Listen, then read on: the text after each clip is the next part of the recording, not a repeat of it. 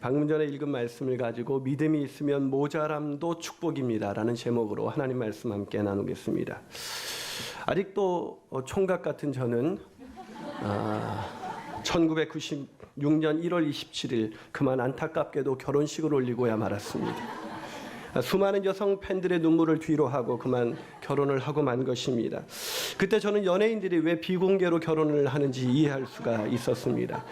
축하객들이 얼마나 많이 왔는지 얼마 안 올 줄 알았는데 무려 1200명의 하객들이 몰려온 것입니다. 지나가면서 많은 사람들이 정치인의 아들이 아니냐 이렇게 물을 정도였습니다. 저는 그날 인사하느라고 거의 죽는 줄 알았습니다. 그런데 결혼식을 막 올리기도 전에 갑자기 저희 사촌 형이 달려오더니 이나나 큰일 났어 그러는 거예요. 그래서 아니 왜요? 그랬더니 음식이 다 떨어졌어 그러는 거예요. 그럴 리가 있냐고 하고 급히 올라가 봤더니 나중에 신랑 신부 측이 먹어야 될 그런 모든 음식까지 완전히 떨어진 것이었습니다. 나중에 우리는 가족은 음식을 드시지 못하고 돌아가신 분들을 위해서 또 한 번의 음식을 대접해서 겨우 마무리하기는 했지만 그때를 생각하면 지금도 정말 아찔하지 않을 수가 없습니다. 사랑 여러분, 잔치집에 음식이 떨어진다. 여러분 이것이 상상할 수 있는 일이겠습니까? 그런데 오늘 본문에 보니까 동일한 문제가 발생했습니다. 갈릴리의 조그마한 마을 갈릴리 가나에서 혼인잔치가 열렸는데 그만 포도주가 떨어진 것입니다. 한창 흥이 올라 하객들이 즐거워하는 순간 포도주가 떨어졌다. 잔치집의 분위기가 한순간 깨질 수밖에 없는 위기에 처하고 만 것입니다. 저는 이 가나안의 혼인잔치를 보면서 이것이 꼭 우리의 인생의 모습과 너무나 흡사하다는 생각을 갖게 되었습니다. 어느 날 갑자기 무언가의 모자람으로 인해서 인생의 잔치가 깨집니다. 어떤 사람은 갑자기 돈이 모자라서 인생의 흥이 깨지기도 하고, 어떤 사람은 건강이 없어서 인생의 흥이 깨지기도 하고, 또 어떤 사람은 자식의 문제로, 또한 배우자의 문제로, 또 어떤 인생은 사랑할 사람을 잃어버림으로 말미암아 인생의 잔치가 깨지는 것입니다. 하지만 오늘 갈릴리 가나의 작은 마을에서 벌어진 잔칫날의 낭패는 예수님으로 인해서 더욱더 흥겨운 기쁨의 잔치로 마무리 질 수가 있었습니다. 어떻게요? 어떻게 그것이 가능할 수가 있었을까요? 그것은 예수님께서 물이 포도주로 바뀌는 놀라운 기적을 행하셨기 때문입니다. 그러기에 인간이 흥겹게 즐기는 그런 잔치집의 흥겨움이 깨질 때 우리가 예수님을 신뢰할 수만 있다면 우리의 이 깨어진 모자람은, 우리를 잔치의 흥을 깨질 수밖에 없는 이 모자람은 오히려 우리 인생의 축복이 될 수가 있는 것입니다. 산 여러분 기억하십시오. 인간이 벌어놓은 잔치는 오래가지 않습니다. 인간이 마련한 즐거움이라는 것은 잠시의 만족을 허락할 뿐입니다. 그러나 모자람을 넉넉히 채우시는 하나님의 아들 바로 예수님을 우리가 신뢰할 수만 있다면 그 모자람은 축복으로 바뀌어질 수가 있을 것입니다. 아멘이십니까? 그렇다면 우리 인생의 모자람, 그것이 어떻게 우리에게 축복이 될 수 있는 것일까요? 그 첫 번째 비결은, 첫 번째 이유는 모자람은 우리를 기도의 자리로 인도하기 때문입니다. 모자람이 축복이 될 수 있는 첫 번째 이유, 모자람이 우리를 어디로 인도해요? 기도의 자리로 인도한다는 것입니다. 자, 과연 그런지 3절을 한번 같이 보겠습니다. 자, 3절 한번 읽어주시겠습니까? 시작. 포도주가 떨어진지라 예수의 어머니가 예수에게 이르되 저들에게 포도주가 없다 하니. 자, 우리의 모자람을 넘치는 기쁨으로 바꾸주는 그런 예수님의 기적이 언제 일어났다고 오늘 본문은 소개하고 있습니까? 바로 포도주가 떨어졌을 때 일어났다고 기록하고 있습니다. 아니, 더 정확히 말한다면 마리아가 포도주가 떨어졌음을 알고 예수님께 나가서 기도했을 때 일어난 것입니다. 다시 말해서 포도주를 준비할 수 없는 인간의 한계 상황에 부딪혔을 때 그때 기도의 자리에 나갔던 마리아를 통해서 하나님의 베푸신 이 잔치가 이 축복의 잔치로 바뀌어질 수가 있었던 것입니다. 그렇다면 이런 질문이 가능해요. 아니, 포도주가 떨어진 것이 어떻게 인생의 한계 상황일 수가 있겠습니까? 요즘 같으면 어떻게 하면 돼요? 그냥 이마트 가서 사오면 되는 것입니다.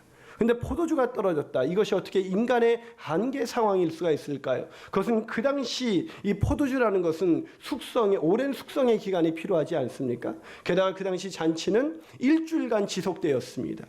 그러니 포도주가 떨어졌다. 이것은 낭패 중에 낭패였습니다. 시간이 필요하고 또한 많은 양을 한 번에 될 수 없었던 이 상황은 인간의 한계 상황과 똑같은 상황이 된 것입니다. 근데 그래도 풀리지 않는 문제가 있어요. 왜 예수의 어머니 마리아는 포도주가 떨어졌을 때 그 문제를 예수님께 가지고 갔냐는 거예요. 여러분 생각해 보세요. 저희 결혼식 때 음식이 떨어졌다. 그럼 저희 사촌 형님이 저한테 와서 이나나 음식이 떨어졌어. 이것은 이해가 되지만 여러분에게 가서 음식이 떨어졌어요. 이러면 이해가 되십니까? 지금 이 잔치는 예수님께서 배설한 잔치가 아니라 바로 다른 사람의 잔치에 예수님께서 하객으로 참석하고 계시는 것입니다. 그런데 왜 포도주가 떨어졌는데 왜 예수의 어머니 마리아는 예수님께 가서 이 문제를 해결해 달라고 요청하게 된 것일까요? 그 이유가 누가복음 1장 34절과 35절에 나와 있습니다. 자, 누가복음 1장 34절 35절 있습니다. 시작. 마리아가 천사에게 말하되 나는 남자를 알지 못하니 어찌 이 일이 있으리이까? 천사가 대답하여 이르되 성령이 내게 임하시고 지극히 높으신 이의 능력이 너를 덮으시리니 이러므로 나실 바 거룩한 이는 하나님의 아들이다.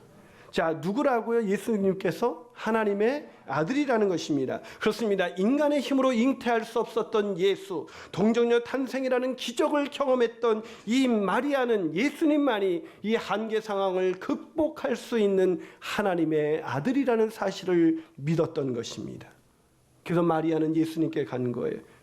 예수님께 자신에게 가서 오직 하나님의 아들이신 예수님만이 이 문제를 해결할 수 있다고 믿은 것입니다. 여러분 인생의 부족함을 경험했을 때 인간을 찾아가 보신 적이 있나요? 그렇게 인간을 찾아가게 되면 느끼게 되는 것은 무엇입니까? 오히려 절망이에요. 오히려 상처를 받고 돌아와요. 사는 여러분 부족함을 느낄 때 반드시 예수님께 나가셔야 합니다. 오직 그분만이 우리의 모든 문제를 해결해 주실 수 있는 하나님의 아들이시기 때문입니다. 그러게 오늘 본문에 있는 이 마리아는 그것을 알고 예수님께 나간 것입니다.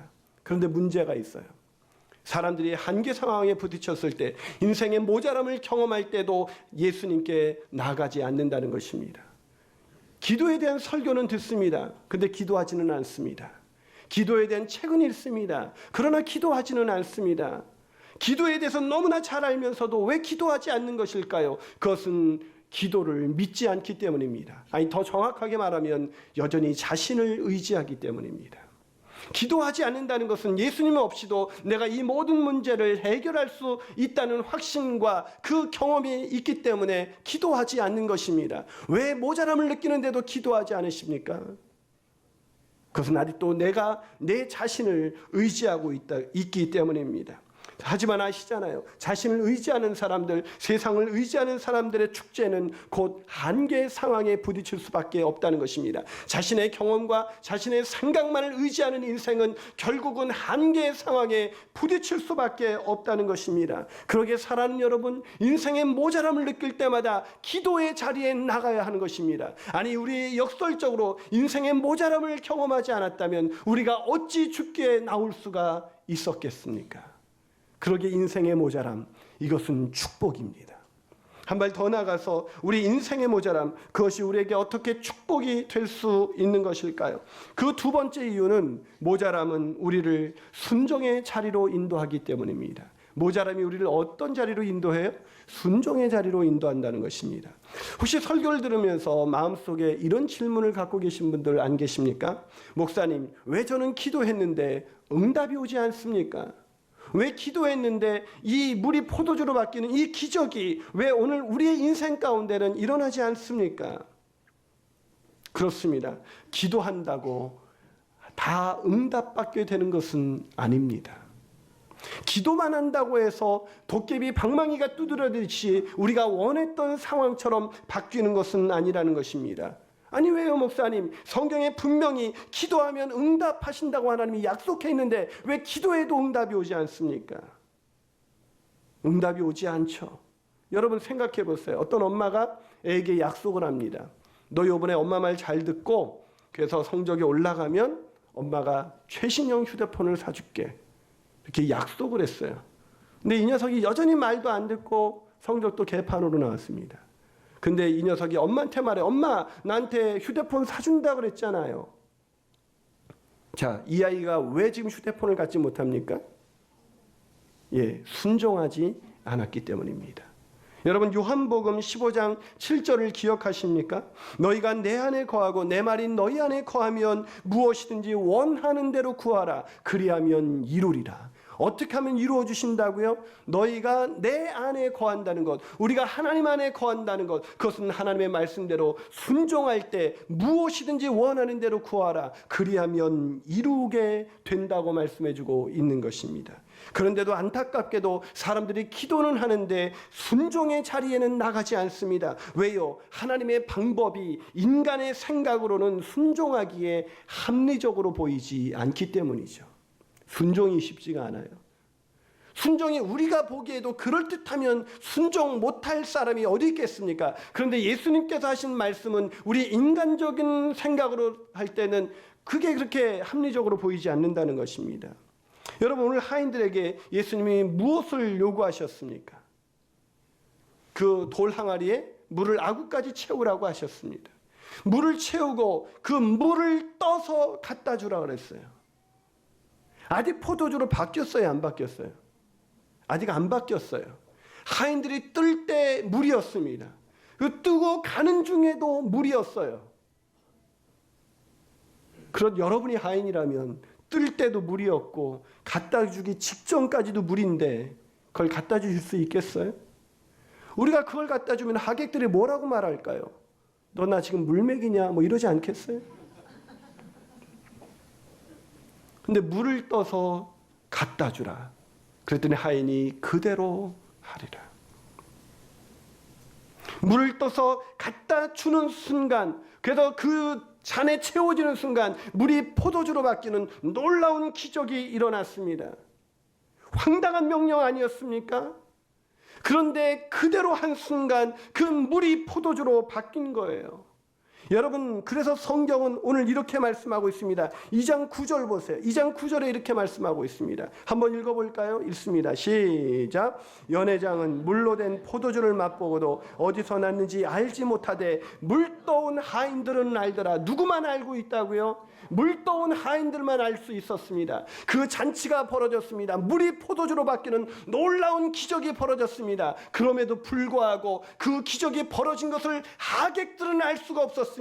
그저 좋은 포도주가 있다라는 것을 알 수 있을 뿐 그것이 예수님의 기적이었다는 사실을 그들은 몰랐습니다. 누구만 알 수 있었어요? 물 떠온 하인들만 알 수 있었습니다. 이 말을 바꿔볼까요? 순종한 사람만이 알 수 있었습니다. 순종한 사람만이 예수님의 기적을 경험할 수가 있는 것입니다. 순종한 사람만이 예수님의 기도의 응답을 경험하게 되는 것입니다. 순종하지 않고서는 응답은 오지 않습니다.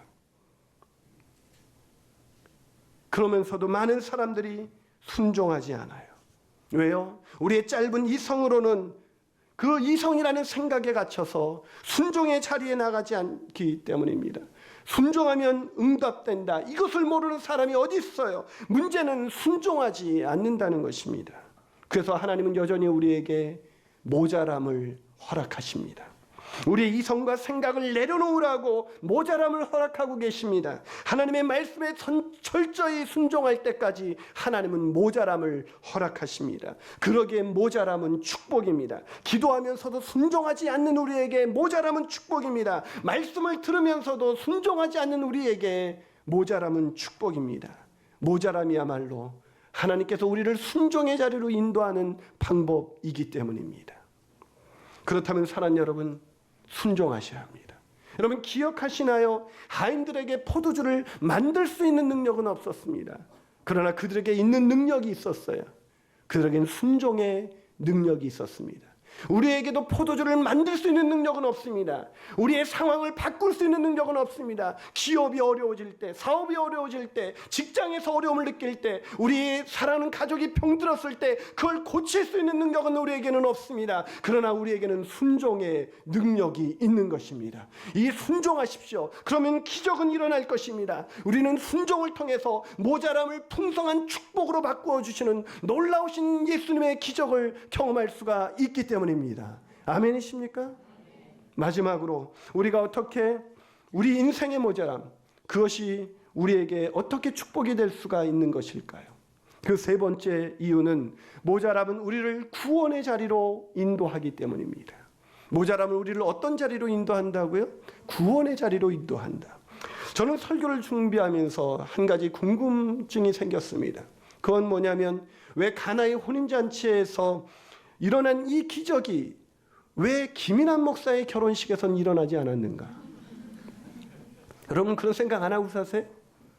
전 정말 궁금했어요. 왜 예수님께서는 그때 기적을 베풀어 주셨는데 왜 제 인생 가운데 이 기적을 베풀지 않으셨는가? 그것은 기적은 인간이 부족함을 느낄 때마다 일어나는 것은 아니기 때문입니다. 기적은 인간이 부족함을 느낀다고 해서 항상 일어나는 것은 아니에요. 여러분, 그래서 오늘 본문에서 예수님께서 기적을 베푸신 것은 특별한 목적을 갖고 기적을 베푸신 거예요. 생각해 보세요. 온 우주 만물을 지으신 분이 누구십니까?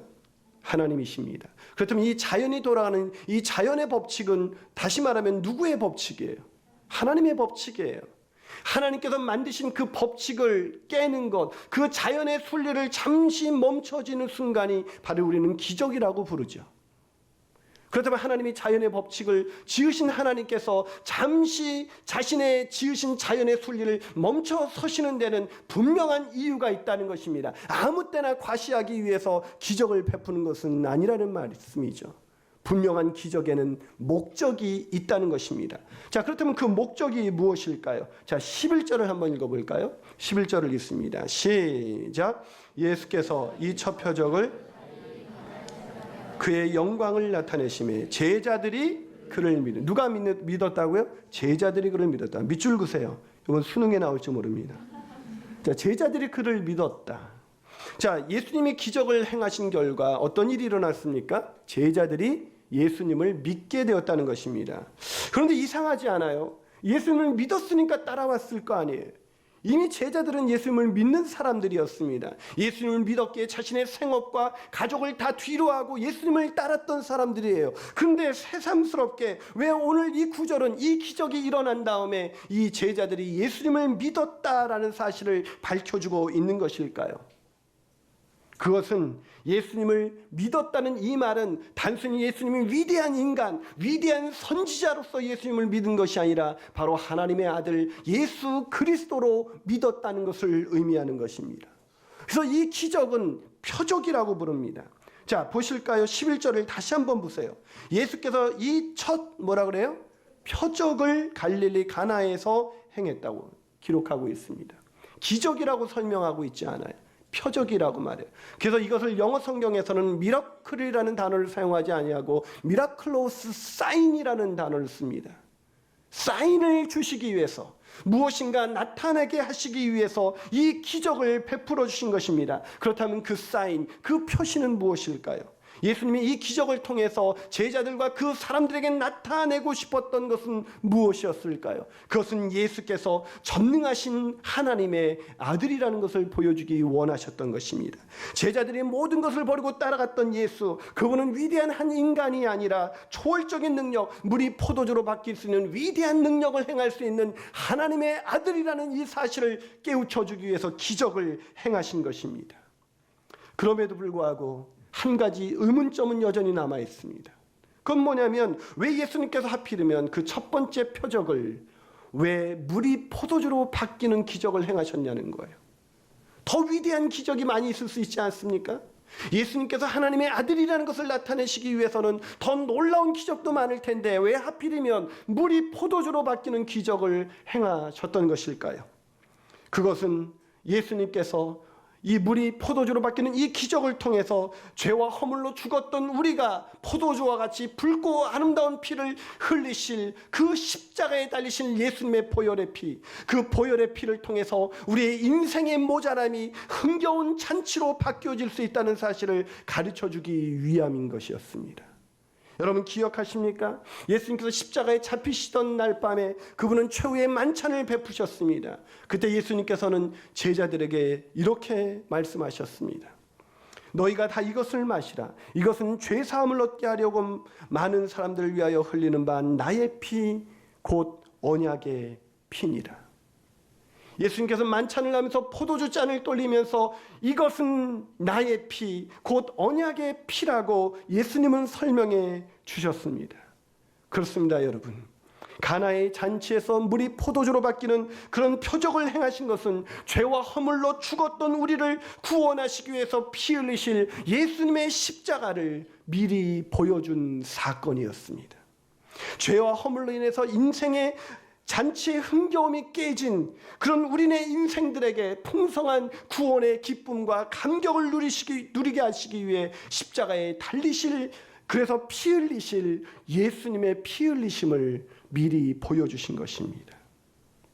그러기에 모자람은 축복입니다. 우리의 영혼의 모자람, 죄와 허물로 인해서 스스로의 힘으로는 도저히 일어설 수 없는, 어찌할 수 없는 영혼의 상태에 이뤘던 우리, 그런 우리에게 모자람이야말로 우리를 기도의 자리로 인도하고 순종의 자리로 인도하고 마침내 우리를 구원의 자리로 인도하기 때문입니다. 사랑하는 여러분, 질문을 하나 던져볼까요? 여러분, 만족하십니까? 왜 내 인생 열심히 살았는데 여전히 부족함을 느끼고 있는 것일까요? 왜 최선을 다해서 살고 있는데도 우리의 모자람은 계속되고 있는 것일까요? 그것은 아무리 돈을 벌어도, 아무리 명예를 얻고 권력을 얻어도 우리의 영혼은 채워지지 않기 때문입니다. 어느 날 돈을 많이 벌었던 사람이 건강을 잃어버림으로 인생의 잔치는 깨집니다. 어느 날 성공했다고 했던 사람의 인생 가운데 그 자식이 문제를 일으킴으로 흥겨움은 깨집니다. 흥겨움은 오래가지 않습니다. 오직 죄와 허물로 망가진 인간이 행복해질 수 있는 유일한 비결은 우리를 위해서 피 흘리신 예수 그리스도, 그분을 내 인생의 구원자요 주님으로 신뢰하고 그분의 피를 마시는 것밖에 없습니다. 오늘은 침례식이 있는 날입니다. 침례식이 있는 이 날, 그것은 그분들이 침례를 받는 것은 무엇을 의미하는 것일까요? 나와 인생의 흥이 깨어진 내 인생 속에서 나를 구원하시기 위해서 피 흘리신 예수님의 보혈의 피를 통해서 내 인생의 구원자여 주님이신 그분을 신뢰함으로 인생의 흥겨움이 시작되게 되는 것입니다. 그것을 많은 사람들 앞에 고백하는 순간, 그것이 바로 침례식이죠. 사랑하는 여러분, 인생의 흥겨움이 깨지셨습니까? 인생에 여전히 모자람을 느끼고 계십니까? 아직도 기도하지 않았기 때문입니다. 아직도 순종하지 않았기 때문입니다. 아직도 구원의 자리에 나가지 않았기 때문입니다. 모자람은 우리가 창조주가 아니라 유한한 피조물인 것을 느끼게 만드는 축복입니다. 우리의 정체성을 옳게 발견하고 겸손히 하나님 앞에 나가서 무릎 꿇고 기도하게 만드는 축복입니다. 모자람이야말로 불순종에 내 뜻대로 살았던 내 인생 망가뜨려진 그 인생의 자리에서 순종의 걸음으로 돌이키게 하는 축복입니다. 모자람이야말로 죄와 허물로 죽었던 우리의 영혼의 실체를 보게 하고 그 영혼이 우리를 위하여 피 흘리신 십자가에서 자신의 피를 아낌없이 흘리셨던 예수님의 보혈, 그 보혈을 믿게 하는 축복입니다.